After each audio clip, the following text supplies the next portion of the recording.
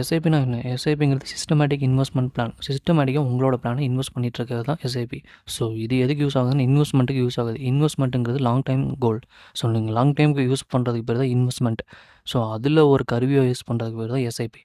So உங்களோட amount மாதம் மாதம் கரெக்டாக இன்வெஸ்ட் பண்ணிகிட்டு இருக்கோம் அப்படின்னா நீங்கள் எஸ்ஐபி ஸ்டார்ட் பண்ணி தான் ஆகணும். ஸோ எஸ்ஐபிங்கிறது ஒரே ஒரு வாட்டி உங்களோட அமௌண்ட்டு என்ன டேட்டில் எடுக்கணும் உங்களோட பேங்க் அக்கௌண்ட் கொடுத்து லிங்க் பண்ணி வச்சிட்டிங்கன்னா கரெக்டாக மாதம் ஆனால் உங்களோட அமௌண்ட் பேங்க் அக்கௌண்ட்லேருந்து எஸ்ஐபி மூலிமா உங்கள் முதலீடு கரெக்டாக போய் முதலீடு ஆயிரும். ஸோ இதனால் உங்களுக்கு எந்த ஒரு ஸ்டாப்பும் ஆகாது, கரெக்டாக போய் இன்வெஸ்ட் ஆகிட்ருக்கும். ஸோ நீங்கள் பண்ண வேண்டியது வருஷத்துக்கு ஒரு டைம் மட்டும் உள்ளே போய் 10% மட்டும் இன்க்ரீஸ் பண்ணிவிட்டு ஓடி வந்துடுங்க.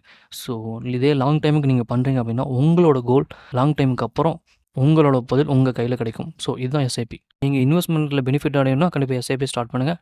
ரொம்ப சிம்பிளாக இருக்குல்ல, இதாங்க எஸ்ஐபி. ஓகே, பாய்.